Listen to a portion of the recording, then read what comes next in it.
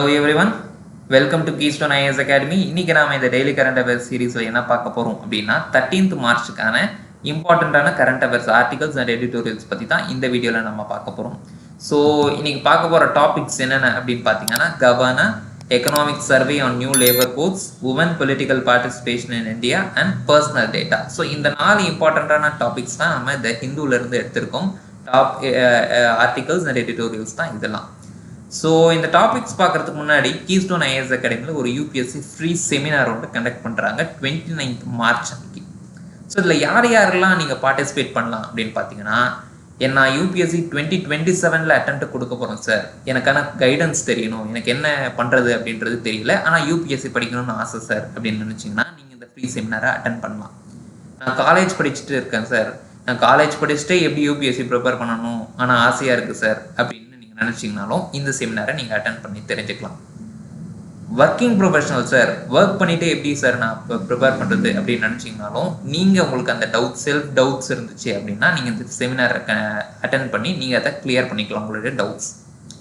So இந்த seminar அப்படின்றது 29th March நடக்குது, 10 AM நடக்குது. ஸோ இது நீங்கள் ரெஜிஸ்டர் பண்ணணும் அப்படின்னு நினச்சிங்கன்னா ஸ்க்ரீனில் தெரியக்கூடிய கியூஆரில் ரெஜிஸ்டர் பண்ணிக்கலாம், இல்லைன்னா கீழே தெரியக்கூடிய அந்த நம்பருக்கு காண்டாக்ட் பண்ணி உங்களுடைய சீட்டை நீங்கள் லாக் பண்ணிக்கலாம். ஸோ இன்னைக்கு ஃபர்ஸ்ட் டாபிக் போயிடலாமா? ஃபர்ஸ்ட் டாபிக் என்ன? கவர்னர். கவர்னர்னா யாரு? நம்ம எல்லாருக்குமே நம்ம பாலிட்டி யூபிஎஸ்சி ப்ரிப்பேர் பண்ணியிருந்தோம்னா தெரியும். Governor is the nominal executive head of the state அப்படின்றது நமக்கு தெரியும். ஓகேவா? ஸோ கவர்னர்ன்றது nominal executive head of the state. So இது எதுக்கு சார் இப்போ நியூஸில் வந்திருக்கு அப்படின்னு கேட்டிங்க அப்படின்னா, தமிழ்நாடுக்கு வந்துட்டு புதுசாக ஒரு கவர்னர் வந்துட்டு என்ன பண்ணியிருக்காரு, சார்ஜ் எடுத்திருக்காரு. அவரோட பேர் என்ன அப்படின்னு கேட்டிங்கன்னா ராஜேந்திர விஸ்வநாத் அர்லேக்கர், இதுதான் அவருடைய பேர். இதுக்கு முன்னாடி தமிழ்நாடு கவர்னராக இருந்திருக்கக்கூடிய RN ரவி வெஸ்ட் பெங்காலுடைய கவர்னராக வந்துட்டு சார்ஜ் எடுத்திருக்காரு. ஸோ RN ரவியை ரீப்ளேஸ் பண்ணி ராஜேந்தர் அர்லேக்கரை தான் வந்துட்டு இப்போ கவர்னர் ஆஃப் தமிழ்நாடுவா அப்பாயிண்ட் பண்ணியிருக்காங்க. ஸோ யார் அப்பாயிண்ட் பண்ணுறது? President of India Droupadi Murmu appoint பண்ணியிருக்காங்க. ஸோ இவங்களுக்கு யார் இந்த ஓட் டேக்கிங் செரிமனியை வந்துட்டு கண்டக்ட் பண்ணுவாங்க? சீஃப் ஜஸ்டிஸ் ஆஃப் ஹைகோர்ட் தான் கண்டக்ட் பண்ணுவாங்க. ஓகேவா? ஸோ அப்பாயிண்ட் பண்ணுறது யாரு? திரௌபதி முர்மு. இந்த ஓட் டேக்கிங் செரிமனியை கண்டக்ட் பண்ணுறது யாரு, அதாவது இந்த ஓட் வந்துட்டு எடுக்க வைக்கிறது யாரு? சீஃப் ஜஸ்டிஸ் ஆஃப் ஹைகோர்ட் எடுக்க வைப்பாங்க கவர்னரை பொறுத்த வரைக்கும். ஸோ இப்போ இது கிளியராக இருக்கு. ஸோ நெக்ஸ்ட் நம்ம பார்க்க போகிறது constitutional position of the governor. கவர்னருக்குன்னு சில கான்ஸ்டியூஷனல் பொசிஷன்ஸ்லாம் இருக்கும்ல, கவர்னருக்கான ரிலேட்டட் ஆர்டிகல்ஸ். அது என்னென்ன அப்படின்னு பார்த்தோம்னா, article 153 of the constitution, governor of a ஸ்டேட். கவர்னர் ஆஃப் அ ஸ்டேட்ன்றது என்ன டிஸ்கிரைப் பண்ணுது? எல்லா ஸ்டேட்டுக்கும் ஒரு கவர்னர் இருக்கணும் அப்படின்றது கான்ஸ்டியூஷனில் சொல்லியிருக்கு. சில பேர் என்னதான் வந்துட்டு கவர்னர் வந்துட்டு தேவையில்லை அப்படின்னு சொன்னாலுமே கான்ஸ்டியூஷன் என்ன சொல்லுது? Each state shall have a governor அப்படின்ட்டு கான்ஸ்டியூஷனை சொல்லிடுச்சு. அதுக்கப்புறம் என்ன சொல்லுது அப்படின்னா, ஒரு சிங்கிள் பர்சன் வந்துட்டு 2 or more ஸ்டேட்ஸ்க்கு கவர்னராக இருக்கலாம் அப்படின்றதையும் சொல்லியிருக்கு. ஸோ இதுக்கு எக்ஸாம்பிள் பார்த்தீங்கன்னா, முன்னாடி நம்ம தமிழ்நாடை சேர்ந்த தமிழிசை சவுந்தரராஜன் அப்படின்னு ஒருத்தவங்க இருந்தாங்க. அவங்க என்ன பண்ணாங்க? தெலுங்கானா கவர்னராகவும் இருந்தாங்க, பாண்டிச்சேரியோட கவர்னராகவும் இருந்தாங்க. ஸோ 2 அந்த ஸ்டேட்ஸ் ஒன்று யூனியன் டெரிட்டரியாக இருந்தாலும் 2 இதுக்கு வந்துட்டு அவங்க கவர்னராக பொசிஷன் இது இருந்தாங்க. ஒன்றுத்துல கவர்னராக இருந்தாங்க, இன்னொரு லெஃப்டினன்ட் கவர்னராக இருந்தாங்க. ஸோ 2 or more ஸ்டேட்ஸ்க்கு வந்து கவர்னராக இருக்கலாம் அப்படின்றத சொல்லியிருக்காங்க. So article 153 governor of state பற்றி டிஸ்கிரைப் பண்ணுது. ஆர்டிகல் 154 என்ன சொல்லுது? Executive power of the state. கவர்னருடைய எக்ஸிக்யூட்டிவ் பவர் என்ன, அவருடைய பவர்ஸ்லாம் என்னென்ன அப்படின்னு சொல்ற ஆர்டிகல் வந்துட்டு ஆர்டிகல் 154. ஆர்டிகல் 155 என்ன சொல்லுது? யார் அப்பாயிண்ட் பண்றாங்க? பிரசிடென்ட் அப்பாயிண்ட் பண்றாங்கன்றது நமக்கு தெரியும். அந்த பிரசிடென்ட் தான் அப்பாயிண்ட் பண்ணுவாங்க அப்படின்றது சொல்ற ஆர்டிகல் தான் article 155, appointment of the governor. Article 156 என்ன சொல்லுது? Term of office. நார்மலா கவர்னர் பார்த்தீங்கன்னா ஒரு 5 years வச்சிருப்பாங்க. ஆனா அந்த 5 years டேர்ம்ன்றது மென்ஷன் பண்ணியிருக்காங்களா அப்படின்னு கேட்டா இல்லை. கவர்னரோட ஆஃபீஸ் வந்துட்டு during the pleasure of the president சொல்றாங்க. Governor holds office during the pleasure of the president. President தான் முடிவு பண்ணுவார் எப்போ அந்த கவர்னர் எது வரைக்கும் இருக்கலாம் அப்படின்ட்டு. 5 years நம்ம சும்மா ஒரு நாமினலாக நம்ம ஒரு கணக்கு வச்சுக்கிட்டாலுமே பிரசிடென்ட் தான் அதை வந்துட்டு இது பண்ணுவார். ஓகேங்களா? இன்கேஸ் கவர்னர் வந்து 3 yearsலாம் மாற்றலாம், இல்லை 7 years 8 years வரை கவர்னர் வச்சிருக்கலாம். So it is during the pleasure of the president. ஓகேவா, அது சொல்றது என்ன, term of office of governor சொல்றது ஆர்டிகல் 156. ஸோ ஆர்டிகல் 163 என்ன சொல்லுது, council of ministers to aid and advise the governor. இப்போ நமக்கு தெரியும் கவுன்சில் ஆஃப் மினிஸ்டர்ஸ் செட் பண்றது சீஃப் மினிஸ்டர். சீஃப் மினிஸ்டர் தான் கவர்னருக்கு எய்ட் அண்ட் அட்வைஸ்ன்றது கொடுப்பாரு. இந்த மாதிரியான மினிஸ்டர் நாங்கள் மாற்ற போகிறோம், இவங்க வந்து புது மினிஸ்டராக இருக்காங்க, ஸோ இவங்களை நீங்கள் இது பண்ணணும் அப்படின்னு சொல்லிட்டு எய்ட் அண்ட் அட்வைஸ்ன்றது பண்ணுவார். ஸோ இதுக்கு தான் என்ன, article 163 council of ministers to aid and advise the governor அப்படின்றது article 163. So next appointment of the governor நம்ம ஏற்கனவே பார்த்தோம், பிரசிடென்ட் ஆஃப் இந்தியா தான் அப்பாயிண்ட் பண்ணுவாங்க. இவர் வந்துட்டு nominal executive head of the ஸ்டேட்ன்றதையும் சொல்லிருப்பாங்க. எய்ட் அண்ட் அட்வைஸ் யார் ப்ரொவைட் பண்ணுவா, council of ministers headed by the chief மினிஸ்டர்ன்றதையும் பார்த்துட்டோம். ஓகேவா, so key functions of the governor, governor executive powers என்ன, appoints the chief minister, chief minister appoint பண்ணுவார், council of மினிஸ்டர்ஸையும் appoint பண்ணுவார். லெஜிஸ்லேட்டிவ் பவர்ஸ் என்ன, appointment means என்னன்னா அவங்க இது பண்ணிடுவாங்க, மெஜாரிட்டியாக இருக்கக்கூடிய பார்ட்டியை வந்துட்டு அவர் கால் பண்ணி அந்த சீஃப் மினிஸ்டர் போஸ்ட்டுக்கு அப்பாயிண்ட் பண்ணுவார். ஓகேங்களா. லெஜிஸ்லேட்டிவ் பவர்ஸ் என்ன, summons and prorogues the state legislature. இப்போ அந்த ஸ்டேட் லெஜிஸ்லேச்சர் கூடணும், எல்லாரும் வாங்க டிஸ்கஸ் பண்ணணும் இந்த டாபிக்ஸ் பற்றிலாம், யார் சம்மன் பண்ணுவான், கவர்னர் சம்மன் பண்ணுவார். கிவ் அசன்ட் டு பில்ஸ், இப்போ பில் ஏதாவது பாஸ் பண்ணணும் அப்படின்னா கவர்னர் கிட்ட போய் தான் இது பண்ணணும். யார் அசன்ட் கொடுப்பா, கவர்னர் தான் அசன்ட் கொடுப்பார். அசன்ட்னா ஒப்புதல்னு அர்த்தம். ஓகேங்களா. Can reserve bills for the president, பிரசிடென்ட்டுக்காக அந்த பில்ஸை ரிசர்வ் பண்ணலாம், இதில் தப்பு இருக்குது நான் பிரசிடென்ட்டுக்கு அனுப்பி விடுறேன் அப்படின்றதையும் கவர்னர் பண்ண முடியும். ஓகேங்களா. டிஸ்கிரிஷனரி பவர்ஸ், அவருக்குன்னு இருக்கக்கூடிய ஸ்பெஷல் பவர்ஸ் அப்படின்னா ரெக்கமெண்டிங் பிரசிடென்ட் ஒரு ரூல், பிரசிடென்ட் ரூலை இந்த ஸ்டேட்டில் இம்போஸ் பண்ணணும் அப்படின்னு ரெக்கமெண்ட் பண்ணுறது கவர்னர் பண்ணலாம். அதுக்கப்புறம் ரிசர்விங் பில்ஸ் ஃபார் பிரசிடென்ட், நம்ம ஏற்கனவே பார்த்தோம் லெஜிஸ்லேட்டிவ் பவர்ஸில் பில்ஸை வந்துட்டு பிரசிடென்ட்டுக்கு ரிசர்வ் பண்ணி வைக்கலாம். ஸோ அதெல்லாம் என்னது, கவர்னரோட டிஸ்கிரிஷனரி பவர். ஓகேவா. ஸோ இந்த டாபிக் டிஸ்கஸ் பண்ண வரைக்கும் நீங்கள் கிளியராக இருப்பீங்கன்னு நினைக்கிறேன். ஸோ இந்த ப்ராக்டிஸ் கொஷினை வந்துட்டு நீங்கள் பாருங்கள், பாஸ் பண்ணி பாருங்கள், பார்த்துட்டு இந்த ப்ராக்டிஸ் கொஷினுக்கான ஆன்சரை உங்கள் கமெண்ட் செக்ஷனில் போடுங்க. ஸோ தட் கொஷின் நம்பர் 1 நீங்கள் போட்டு இது பண்ணிங்கன்னா நெக்ஸ்ட் வரக்கூடிய எல்லா டாபிக்ஸ்க்குமே நம்ம ப்ராக்டிஸ் கொஷின்றது கொடுத்துட்ருக்கோம். ஸோ நெக்ஸ்ட் வரக்கூடிய இன்னொரு கொஷினும் இது ஃபர்ஸ்ட் கொஷின் போட்டு நீங்கள் உங்களுடைய ஆன்சரை இது பண்ணுங்கள். ஸோ செகண்ட் வரக்கூடிய நம்பர் 2 போட்டு நீங்கள் ஒன்று ஒன்றா பண்ணிட்டு போங்க. ஸோ இந்த ப்ராக்டிஸ் கொஷின் பார்த்துட்டு கமெண்ட்டில் உங்களுடைய ஆன்சரை போடுங்க. ஸோ நெக்ஸ்ட் டாபிக் என்ன, economic survey on new labour quotes.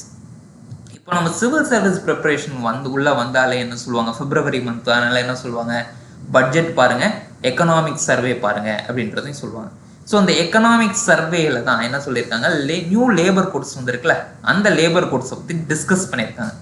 இந்த லேபர் கோட்ஸ் என்னென்னா, இந்த லேபர் கோட்ஸ் எப்படி இம்பேக்ட் பண்ணுது இந்தியாவை எப்படி இம்பேக்ட் பண்ணுது அப்படின்றத பற்றி டிஸ்கஸ் பண்ணியிருக்காங்க எக்கனாமிக் சர்வேல. ஓகேவா. ஸோ லேபர் ரிஃபார்ம்ஸ் என்னென்ன சஜஸ்ட் பண்ணுது இந்த survey, increase formalisation of jobs வந்து நிறைய இன்ஃபார்மல் செக்டராக தான் பீப்புள் இருக்காங்க. ஸோ அதை ஃபார்மலைஸ் பார்க்கணும் அப்படின்றதையும் சொல்கிறாங்க. லேபரோட ப்ரொடக்டிவிட்டியும் இன்க்ரீஸ் பண்ணணும், எக்கனாமிக் க்ரோத்தையும் பூஸ்ட் பண்ணணும் இதனால் அப்படின்றது எக்கனாமிக் சர்வே வந்துட்டு இந்த லேபர் கோடு பற்றி கோட் பண்ணுறப்போ இந்த மாதிரியான சஜஷன்ஸ்ன்றது எக்கனாமிக் சர்வேல கொடுத்துருக்காங்க. ஓகேவா.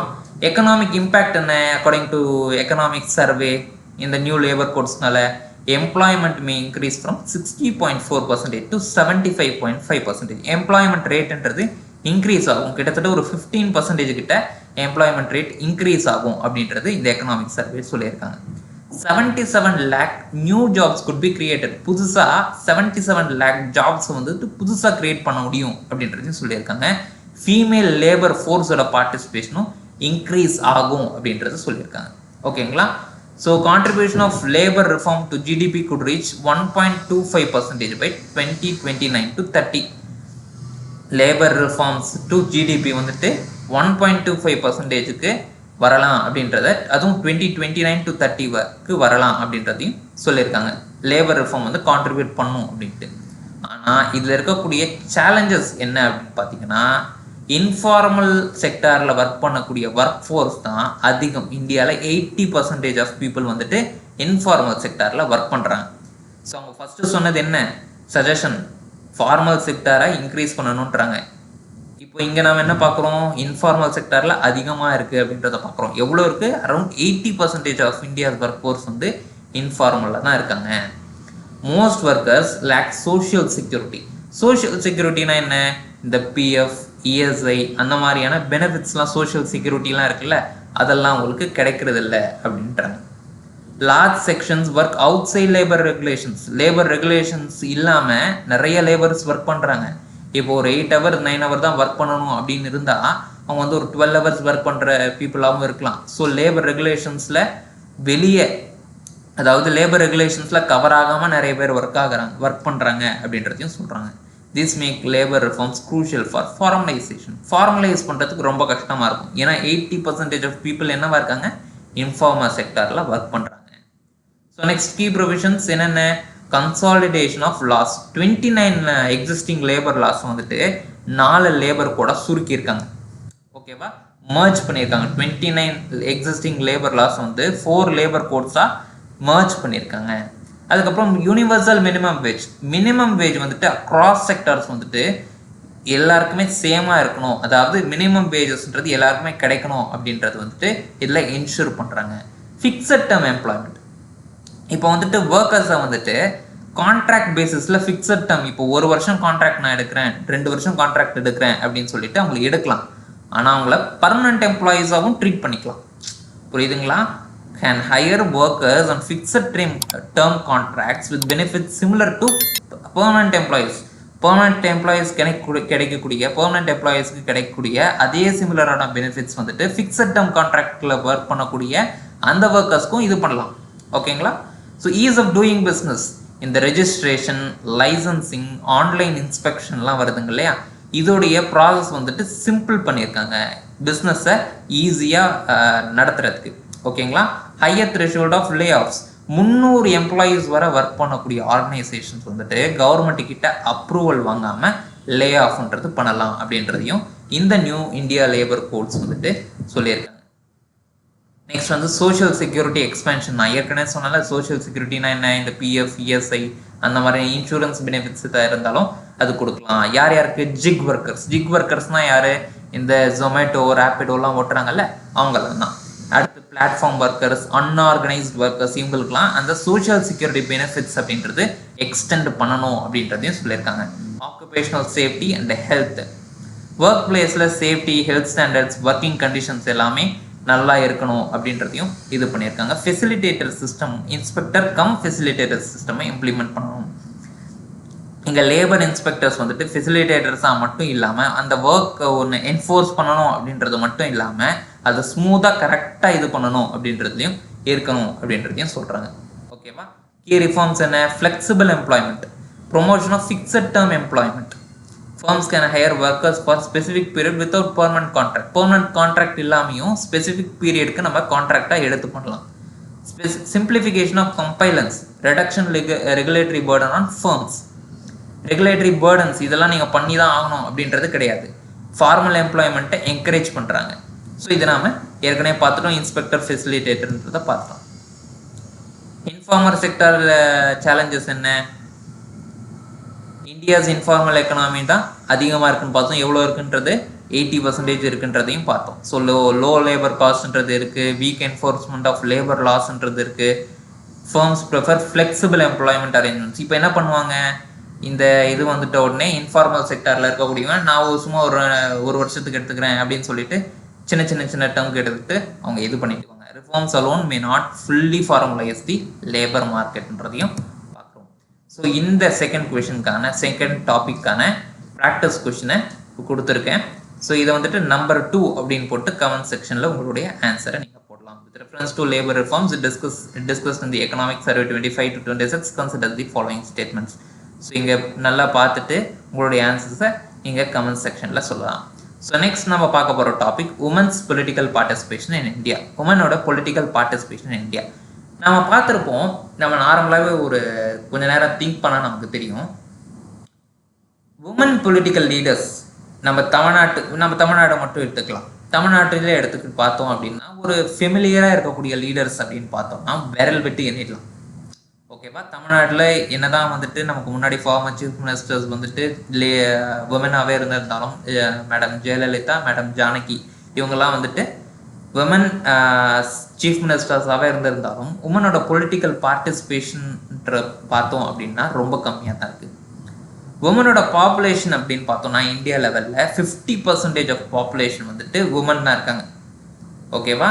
ஆனால் உமனோட ரெப்ரசன்டேஷன் லெஜிஸ்லேச்சர்ஸ்லும் சரி, இல்லை ஸ்டேட் லெஜிஸ்லேச்சர்ஸில் லோக்சபாலையும் சரி, எல்லாமே ரொம்ப கம்மியாக தான் இருக்குது. லோக்சபாவை பொறுத்த வரைக்கும் 14 to 15% ஆஃப் ரெப்ரசன்டேஷன் தான் உமன் இருக்குது. ஸ்டேட் அசம்பிளிஸில் வெறும் 9% மட்டும்தான் இருக்குது. ஸோ உமனோட பொலிட்டிக்கல் பார்ட்டிசிபேஷன்றது ரொம்ப கம்மியாக இருக்குது அப்படின்றதையும் நம்மளால இங்கே புரிஞ்சுக்க முடியும். So women reservation in parliament என்ன? புதுசாக இந்த நாரி சக்தி வந்தன் அதிநியம் அப்படின்னு எடுத்துகிட்டு வந்தாங்க. என்ன இது சொல்கிறாங்க? இந்த 33% of reservation for women in Lok Sabha, state legislature assemblies. இதில் என்னென்னா லோக்சபாலையும் ஸ்டேட் லெஜிஸ்லேட்டிவ் அசம்பிளிஸ்லையும் 33% ஆஃப் ரிசர்வேஷன் வந்துட்டு உமன்ஸ் தான் இருக்கணும் அப்படின்றத இந்த சக்தி நாரி சக்தி வந்தன் அதிநியம் அப்படின்றதுல சொல்லியிருக்காங்க. பார்லிமெண்ட் இந்த லாவை பாஸ் பண்ணியிருக்கு. இதில் பாருங்கள், லோக்சபா ஸ்டேட் லெஜிஸ்லேட்டிவ் அசம்பிளிஸில் 33%, ஆனால் ராஜ்யசபாலையும் ஸ்டேட் லெஜிஸ்லேட்டிவ் கவுன்சில்ஸ்லையும் இந்த 33% ரிசர்வேஷன்றது இல்லை. லோக்சபா அண்ட் ஸ்டேட் லெஜிஸ்லேட்டிவ் அசம்பிளிஸில் மட்டும்தான் இந்த 33% ரிசர்வேஷன்றது இருக்குது. ஸோ இதில் கிளாரிட்டியாக இருந்துக்கோங்க. Implementation linked to further delimitation exercise. Delimitation பண்ணுவாங்கல்ல, அந்த டைமில் தான் இந்த இம்ப்ளிமெண்டேஷனுக்கான ப்ராசஸ்ன்றது நடக்கும் அப்படின்றத சொல்கிறாங்க. ஸோ நெக்ஸ்ட் சேலஞ்சஸ் என்னென்ன பார்த்தீங்கன்னா, பேட்ரியார்க்கல் பொலிட்டிக்கல் கல்ச்சர். என்ன மேல் டாமினன்ஸ் அதிகமாக நம்ம பார்த்தோம். நம்ம ஃபீமேல் லீடர்ஸ் அதிகமாக இருக்காங்களா, மேல் லீடர்ஸ் அதிகமாக இருக்காங்கன்னா, நார்மலாக நம்மளுக்கே தெரியும் மேல் லீடர்ஸ் தான் அதிகமாக இருக்காங்க. ஸோ பேட்ரியார்டிக்கல் பொலிட்டிக்கல் கல்ச்சர்ன்றது இருக்குது. Limited financial resources. என்னதான் உமன் வந்துட்டு எம்பவர்மெண்ட்டாக நம்ம இருக்குது அப்படின்னு சொன்னாலும் ஃபினான்ஷியல் ரிசோர்ஸ் அவங்க ஃபேமிலி நிறைய கான்ட்ரிபியூட் பண்ணுறாங்களே தவிர இந்த பொலிட்டிக்கல் பார்ட்டிசிபேஷனில் ரொம்ப கம்மியாக இருக்குது. அதனால அவங்க ஃபினான்ஷியல் ரிசோர்ஸும் ரொம்ப லிமிட்டடாக இருக்குது. லோ ரெப்ரசன்டேஷன் பார்ட்டி லீடர்ஷிப்பில் நிறைய பெண்கள்ன்றது நம்மளால் பார்க்க முடியறதில்லை, ரொம்ப கம்மியாக தான் இருக்குது.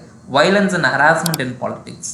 நார்மலாக தெரியும், இப்போ உமனை ஈஸியாக அட்டாக் பண்ணிவிடுவாங்க. வைலன்ஸ்னாலேயோ இல்லை ஹராஸ்மெண்ட்னாலேயோ வந்துட்டு பாலிடிக்ஸில் அட்டாக் பண்ணுவாங்க கேர்ள்ஸ். அதனால தான் நிறைய உமன் வந்துட்டு பாலிடிக்ஸ்னால் அது பக்கம் போகாமல் இருக்காங்கன்றது நம்ம எல்லாருக்குமே தெரியும். So violence and harassment in பாலிடிக்ஸும் ஒரு மிகப்பெரிய ஒரு சேலஞ்சாக இருக்குது. Next key development. Gradual increase in women MPs over the decades. நம்ம பார்த்தோம் பொலிட்டிக்கல் பார்ட்டிசிபேஷன் கம்பேர் பண்ணுறப்போ கம்மியாக தான் இருக்குது. பட் என்ன, கிராஜுவலாக இன்க்ரீஸ் ஆகிட்டு இருக்கு. உமன் எம்பிஸ்ன்றது வந்துக்கிட்டே தான் இருக்காங்க. ஆனால் up to the level of மேல்ஸ்ன்றப்போ ரொம்ப கம்மியாக தான் இருக்குது. Increased political awareness and participation through grass root leadership. Political awareness அப்படின்றது உமனுக்கு கிட்ட இப்போ பொலிட்டிக்கல் அவேர்னஸ்ன்றது இன்க்ரீஸ் ஆகிட்டே வருது. Women participation in election and governance policy மேக்கிங்லையும் நடந்துகிட்டு இருக்கு. ரோல் ஆஃப் கவர்னன்ஸ் என்ன? 73rd constitutional amendment act and 74th constitutional amendment act வந்து 33% of reservation of women and local பாடிஸில் கொடுத்துருக்காங்க. இப்போ நம்ம வந்துட்டு பார்த்தோம் அப்படின்னா ஜென்ரல் நம்ம கலோக்கியல் டேர்மில் சொல்லுவாங்க, இது வந்து லேடிஸ் சீட்டு கொடுத்துட்டாங்க, இங்கே வந்துட்டு ஃபீமேல்ஸ் தான் பார்ட்டிசிபேட் பண்ணுவாங்க அப்படின்றது. அதுதான் இந்த 33 reservation of for women in local பாடிஸ்னால் என்ன, அந்த மாதிரியான ஒரு சீட் கொடுக்கறது தான் வந்துட்டு உமன் சீட் ரிசர்வ் பண்ணி வைக்கிறது தான் வந்துட்டு இந்த 33% reservation. Many state increased this to 50%. 33% கொடுத்துருந்தாலுமே நிறைய ஸ்டேட்ஸ் வந்து என்ன பண்ணிட்டாங்க, 50% ரிசர்வேஷன் கொடுத்துட்டாங்க. ஸோ மில்லியன்ஸ் ஆஃப் உமன் என்ன பண்ணுறாங்க, லோக்கல் கவர்னன்ஸில் பார்ட்டிசிபேட் பண்ணுறாங்க அப்படின்றதையும் நமக்கு தெரியும். ஸோ இந்த தேர்ட் டாபிக் உமன் பற்றி நம்ம பார்த்துட்டோம். உமனோட பார்ட்டிசிபேஷன் இன் எலெக்ஷன்றதை பார்த்துட்டோம். அதாவது உமன் பார்ட்டிசிபேஷன் இன் பாலிடிக்ஸ் அப்படின்றதையும் பார்த்தோம். இந்த தேர்ட் நாரி சக்தி வந்தன் அபியான் அதிநியம் அப்படின்ற இந்த ஸ்கீம் ரிலேட்டடாக, இந்த ரிசர்வேஷன் பாலிசி ரிலேட்டடாக ஒரு கொஷின் வந்திருக்கு. கொஷின் நம்பர் 3 அப்படின்னு போட்டு நீங்கள் உங்களோட கமெண்ட்டில் உங்களுடைய ஆன்சர்ஸை நீங்கள் போடலாம். So last topic personal data in DPDP law. DPDP அப்படின்னா என்னன்னா digital personal data protection act. ஓகேங்களா? ஸோ அதுதான் என்ன, டிபிடிபி லா. ஸோ இந்த இதில் வந்துட்டு என்ன பண்ணியிருக்காங்க, சேலஞ்சஸ். ஸோ இந்த டிஜிட்டல் பர்சனல் டேட்டா ப்ரொடெக்ஷன் ஆக்டில் வந்துட்டு என்ன பண்ணியிருக்காங்க அப்படின்னா, சுப்ரீம் கோர்ட்டில் வந்துட்டு ஒரு பெட்டிஷன் போட்டிருக்காங்க. என்னென்னா இந்த மாதிரி பர்சனல் டேட்டாலாம் பறி போகிறதுக்கான வாய்ப்பு இருக்குது. ஸோ இதை வந்துட்டு சுப்ரீம் கோர்ட் இது பண்ணணும் அப்படின்னு சொல்லிட்டு நம்மளுடைய former chief justice of India இருக்கார்ல, டிஒய் சந்திரசூட், அவருடைய பெஞ்ச் தான் இது பண்ணுச்சு. ஸோ இதுதான் அந்த பர்சனல் டேட்டா பற்றி. ஸோ பர்சனல் டேட்டா அந்த டிபி லா பற்றி நாம் இன்னும் கொஞ்சம் நேரத்தில் படிச்சிருவோம். ஓகேங்களா? பர்சனல் டேட்டானா என்ன? நம்மளுடைய பேர், address, phone number, financial details, health information, digital identifiers, இது மாதிரி தான் நம்மளை சார்ந்த ஒரு குறிப்பிட்ட நபரை சார்ந்த ஒரு இண்டிவிஜுவலை ஐடென்டிஃபை பண்ணக்கூடிய விஷயம் தான் என்ன? பர்சனல் டேட்டா அப்படின்னு சொல்கிறோம். இப்போ நேம் அப்படின்னு இருந்துச்சுன்னா என்னுடைய பர்சனல் என்ன ஐடென்டிஃபை பண்ணுற விஷயம், என்னுடைய அட்ரஸ்ன்றது என்ன ஐடென்டிஃபை பண்ணுற விஷயம், என்னோட ஃபோன் நம்பர்ன்றது என்ன ஐடென்டிஃபை பண்ணுற விஷயம். ஸோ ஒரு இண்டிவிஜுவலை ஐடென்டிஃபை பண்ணுற விஷயம் தான் என்ன சொல்கிறோம்? பர்சனல் டேட்டான்னு சொல்கிறோம். அதுக்கான எக்ஸாம்பிள்ஸ் என்ன? Name, address, phone number, financial details, health informations, digital identifiers, இதெல்லாம் தான் பர்சனல் டேட்டாஸ்க்கான எக்ஸாம்பிள்ஸ். ஓகேங்களா? ஸோ ப்ரைவசி, இந்த key issue, court key issue என்ன வந்துச்சு? Whether public officials data should be treated as personal data. இப்போது இதில் பார்த்தீங்க அப்படின்னா ஃபஸ்ட்டு நாம் இதுக்கு வந்துடலாம். Privacy versus right to information. இதில் வந்துட்டு ரைட் டு இன்ஃபர்மேஷனுக்கும் ரைட் டு ப்ரைவசிக்கும் வித்தியாசம் இருக்குது. என்ன அப்படின்னு பார்த்தீங்கன்னா, நான் இப்போ வந்துட்டு நான் கவர்மெண்ட் எம்ப்ளாயியாக ஒர்க் பண்ணுறேன்னு வச்சுக்கோங்களேன். நான் ரைட் டு இன்ஃபர்மேஷனில் போயிட்டு இவரை பற்றி எனக்கு தெரியணும் அப்படின்னு நான் வாங்கினேன் அப்படின்னா அது ரைட் டு இன்ஃபர்மேஷனாக வராது. என்னோட ரைட் டு ப்ரைவசியை பாதிக்கப்படும். என்னுடைய personal datas, name, address, phone number, நான் என்னென்னலாம் பண்ணியிருக்கேன், என்னோடய ஃபினான்ஷியல் டீட்டெயில்ஸாக வாங்குறேன் அப்படின்னா என்னதான் நான் ஒரு பப்ளிக் சர்வெண்ட்டாகவே இருந்தால் கூட என்னோட ரைட் டு ப்ரைவசின்றது அதில் பாதிக்கப்படும். அது ரைட் டு இன்ஃபர்மேஷனாக நீங்கள் சொன்னீங்கனாலும் அது என்னோட ரைட் டு ப்ரைவசியை பாதிக்கப்படுது. ஸோ அதுதான் டிஃப்ரென்ஸ் ரைட் டு ப்ரைவசிக்கும் ரைட் டு இன்ஃபர்மேஷனுக்கும் இருக்கக்கூடிய டிஃப்ரென்ஸ்.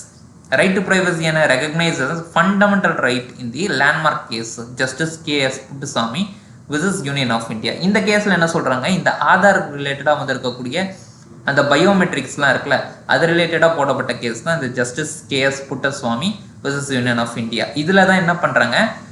ரைட் டு ப்ரைவசியை வந்துட்டு ஒரு ஃபண்டமெண்டல் ரைட்டாக வந்துட்டு ரெகக்னைஸ் பண்ணுறாங்க. Article 21 right to life and personal லிபர்ட்டியில். ஓகேவா? ரைட் டு இன்ஃபர்மேஷன் என்ன? ப்ரொவைடர்ன்றது ரைட் டு இன்ஃபர்மேஷன் ஆக்ட் 2005 இது பண்ணுறாங்க. ஓகேவா? The Supreme Court stated that a balance must be maintained between the two. ரெண்டுத்துக்கும் பேலன்ஸ் இது பண்ணும். ரைட் டு இன்ஃபர்மேஷனால நான் இது வேணால் தெரிஞ்சுக்கலாம் அப்படின்றது இருக்கக்கூடாது. ரைட் டு ப்ரைவசினால நான் எல்லாத்தையுமே மறைச்சி வச்சுப்பேன் அப்படின்றதையும் கிடையாது. So there must be a balance maintained between the two. ஓகேவா? Key issues before the court. நான் ஏற்கனவே இப்போ எக்ஸாம்பிள் சொன்னால, நான் பப்ளிக் அஃபீஷியலாக இருக்கிறதுனாலேயே அது என்னோட ரைட் டு இன்ஃபர்மேஷன் மூலமா என்னோட பர்சனல் டேட்டாவை கலெக்ட் பண்ண முடியாது. Whether public officials data should be treated as personal data, இது ஒரு இஷ்யூவாக இருக்குது. Whether privacy protections may limit transparency law. நான் இப்போ ஒரு பப்ளிக் அஃபீஷியல்ஸ் ஏதாவது ஒரு க்ரைம் பண்ணியிருக்காரு, இல்லை ஊழல் ஏதாவது ஒன்று பண்ணியிருக்காரு அப்படின்னா அவரோட பர்சனல் டேட்டா கலெக்ட் பண்ணுறதுக்காக நான் ரைட் டு இன்ஃபர்மேஷன் போட்டேன் அப்படின்னா இங்கே தான் அந்த இஷ்யூ ரைஸ் ஆகுது. என்னோட ரைட் டு இன்ஃபர்மேஷன் நான் தெரிஞ்சுக்கணும் அப்படின்னு நினச்சாலும் அவருடைய பர்சனல் டேட்டாவை நான் கலெக்ட் பண்ணுற மாதிரி இருக்குது. ஸோ ரைட் டு ப்ரைவசி இதில் வருதா இல்லை ரைட் டு இன்ஃபர்மேஷன் இதில் வருதான்றது கீ இஷ்யூவாக இருக்குது. கன்சர்ன் ரைஸ்ட் என்ன? Data production rules May affect journalist ability to report on public officials. இப்போ பப்ளிக் அஃபீஷியல்ஸ் நிறைய தப்பு பண்ணுறாங்க. இப்போ அவங்களுடைய பர்சனல் டேட்டாஸ், நம்ம ஃபினான்ஷியல் ஸ்டேட்டஸ்லாம் தெரிஞ்சுக்கிட்டா தான் நம்ம என்ன பண்ண முடியும்? அவங்க குற்றம் பண்ணியிருக்காங்களா இல்லையான்றது நம்மளால தெரிஞ்சுக்க முடியும். இப்போ அந்த வேலையை பார்க்குறவங்க யார்? ஜேர்னலிஸ்ட். அவங்களுக்கு என்ன இதனால் இப்போ ரிப்போர்ட் பண்ண முடியாது ஒழுங்காக. அந்த ஜேர்னலிஸ்ட்னால பப்ளிக் அஃபீஷியல்ஸ் மேலே ரிப்போர்ட் போட முடியாது. ஏன்னா அது பர்சனல் ரைட் டு ப்ரைவசி கீழே வந்துடுதோ அப்படின்ற ஒரு இஷ்யூ இருக்குது. ஓகேவா? So key concepts of DP act என்ன? Data protection for digital personal act. நான் ஏற்கனவே சொன்ன மாதிரி டேட்டா என்னது? நம்ம personal data, name, mobile number, email ID, bank details, online activity data, இதெல்லாம் தான் என்னுடைய பர்சனல் டேட்டாவாக வந்துடுது. கன்சென்ட் பேஸ்ட் டேட்டா ப்ராசஸிங், இதில் என்ன வருது? Companies can collect or use personal data only after getting permission. இப்போது பர்மிஷன் ஒருத்தரோட பர்சனல் டேட்டா வாங்குகிறோம், ஒரு கம்பெனி வாங்குது அப்படின்னா it should be only after the consent of the person. அந்த பர்சன் முதல்ல ஒத்துக்கணும். ஸோ அப்போ தான் இந்த கன்சென்ட் பேஸ்டு டேட்டா ப்ராசஸிங்கிறது நடக்கணும். தேர்ட் என்ன? ரைட் ஆஃப் இண்டிவிஜுவல்ஸ், அதாவது data principals. The person who data is collected is called data principal. என்னோட டேட்டா கலெக்ட் பண்ணுறாங்கன்னா என் பேர் தான் என்ன? டேட்டா பிரின்சிபல் அப்படின்றது. Right to know how their data is been used. இந்த டேட்டா பிரின்சிபலுக்கு என்ன ரைட் இருக்குது? என்னுடைய டேட்டா எதுக்காக யூஸ் பண்ணுது, எப்படி யூஸ் பண்ணுறாங்க, right to correct the wrong information. என்னை பற்றி ஏதாவது தப்பான இன்ஃபர்மேஷன் இருக்கா அப்படின்னா அதை நான் கரெக்ட் பண்ணிக்கலாம். என்னுடைய டேட்டாவை டெலீட் பண்ணணும் அப்படின்னு நினச்சாலும் டேட்டா பிரின்சிபலான நான் என்ன பண்ணலாம், எனக்கான ரைட் இருக்குது, நான் என்ன பண்ணலாம், அந்த டேட்டாவை டெலீட் பண்ண சொல்லலாம். ஓகேங்களா. ஃபோர்த் என்ன, application of data processors, data fiduciaries அப்படின்னு சொல்கிறாங்க.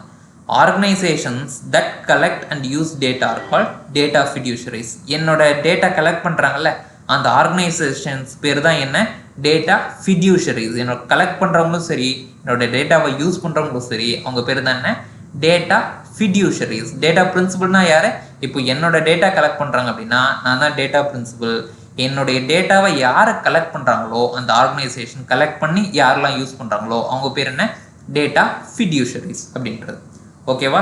இவங்க என்ன பண்ணுவாங்க, ப்ரொடெக்ட் யூசர் டேட்டா. என்னோட டேட்டாவை வந்துட்டு டேட்டா பிரின்சிபலோட டேட்டாவை வந்துட்டு டேட்டா ஃபிடியூஷரி என்ன பண்ணணும், ப்ரொடெக்ட் பண்ணணும்.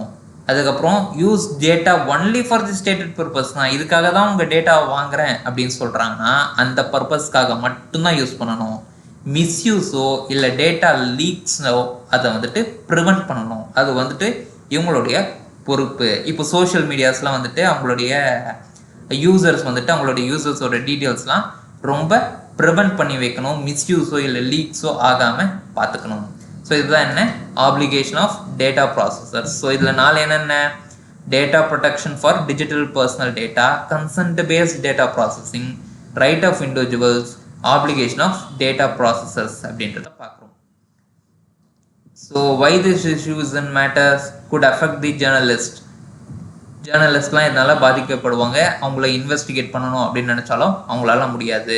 பப்ளிக் அக்கௌண்டபிலிட்டியை இது இன்ஃப்ளூயன்ஸ் பண்ணுறதுக்கான வாய்ப்பும் இருக்குது. அதுக்கப்புறம் என்ன, இந்தியாஸ் டேட்டா ப்ரொடக்ஷன் லா வந்துட்டு ஸ்கோப் வந்துட்டு ரொம்ப இம்பார்ட்டண்ட். அது எதுக்காக இது பண்ணணும், டேட்டாவை எப்படிலாம் ப்ரொடெக்ட் பண்ணணும் அப்படின்றது இந்த இஷ்யூ மூலமாக நம்ம தெரிஞ்சுக்கலாம்.